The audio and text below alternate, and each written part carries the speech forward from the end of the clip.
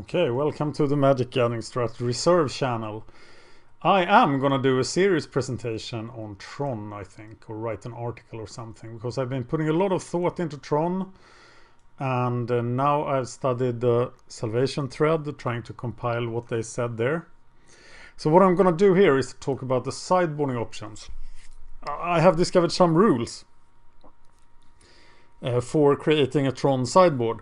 First, you never ever sideboard out Ancient Stirrings because it's broken, right? Compare it to, for this deck, compare it to Preordain or Ponder.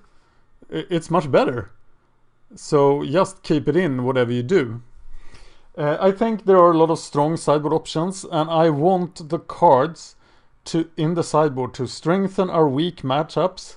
I want them to auto-win a matchup like Slaughter Games does, or be very good in many matchups like Nature's Claim does. So very few sideboard cards should be against single matchups, unless the metagame is very skewed. And of course, exactly what goes into the sideboard is metagame dependent. We never want to play 19 lands, and if you look at the big winners of Grand Prix and stuff, they often play 21 lands. And Eye of Ugin isn't really a land, so I think you have to play 21 lands. That's what I'm gonna go with.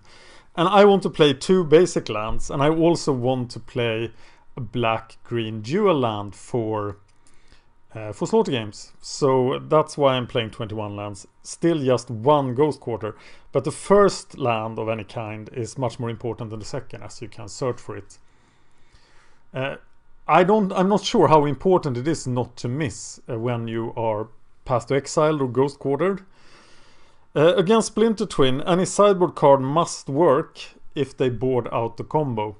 Because Splinter Twin can board out the combo, and they can also often win by not comboing.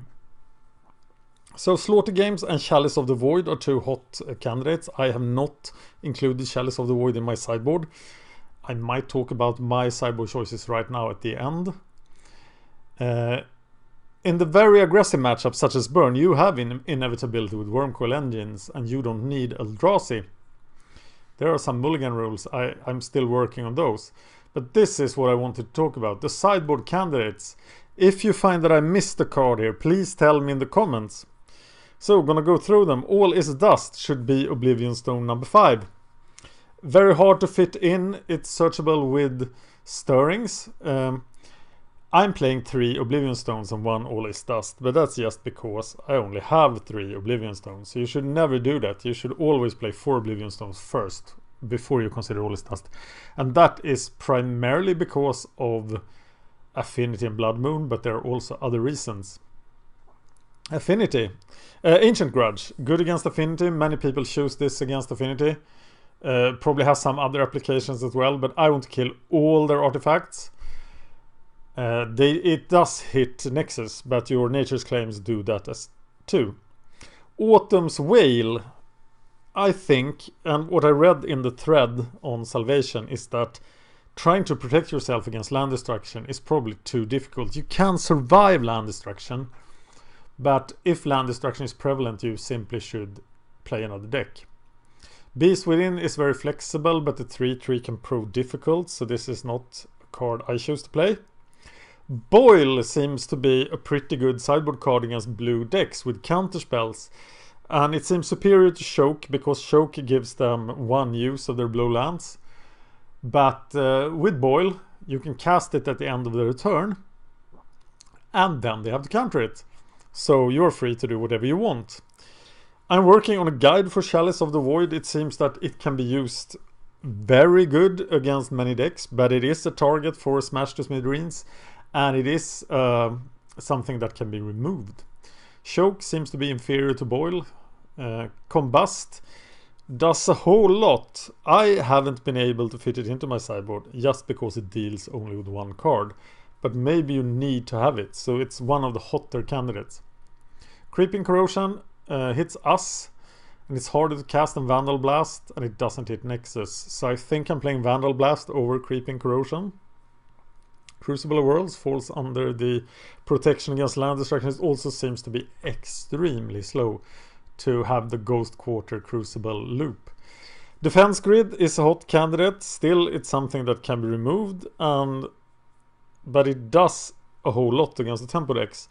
So I don't know about Defense Grid. It is also a hot candidate. Dismember often does the same thing as Combust. It's strictly better against Infect, but in most matchups where you can play Combust instead, you avoid the damage. Dragon's Claw is against Burn then, but there are much better options. You don't want to bring in Smash to Smithereens targets.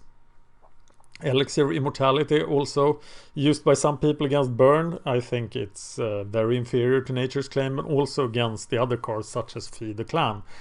Feed the Clan can destroy Burn, and gaining 5 is relevant, but gaining 10 is great. So that's the sideboard card of choice right now against Burn, actually, if you have 4 Nature's Claims, because they are still better. Fire Spout, if Sue goes around, people will play Fire Spout, but it costs so much to cast. And yeah, if you have 3 lands, you want to cast all its dust and not Fire Spout. But if Sue and maybe Merfolk is prevalent, maybe you need Fire Spout instead. I find it clunky to cast many times. I played a lot with it in the Modern Noob. Ghost Quarter for the Mirror and for Crucible of Worlds then. Grafdigger's Cage against Storm, but won't they just Echoing Truth it? But of course they have to do that, so it'll take some time. But I think there are stronger options. Crow's Grip is just inferior to Nature's Claim.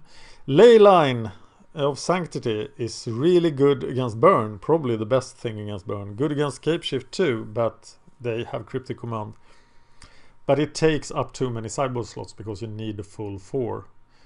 Life from the Loam, also land destruction protection, which I think is the wrong way to go. Lightning Bolt could replace Pyroclasm in the main deck. A lot of people are actually talking about this, but I will stick with Pyroclasm. If there is a lot of Infect decks, you want Melira. Probably not as good against Black Infect then. But against Simic or against Green, yes. Nature's Claim, I'm playing 4 of them. They seem to be so useful. They are really good against Burn, really good against Affinity, and they often come in to stop things like Stony Silence. Pithing Needle, I am not sure. I think I'm not good enough to use Pithing Needle because I don't know the format well enough. Platinum Emporium against Twin, maybe against Burn, but no, I don't like it. Relic of Preenitus, how many relics should you have in the main deck and how many in the sideboard? That's a really big question. It's mainly good against Living End and Storm. So I don't know, I'm down to 1 in the main deck and people are cutting it entirely now that Treasure Cruise is banned. But I don't think it was very good against Treasure Cruise.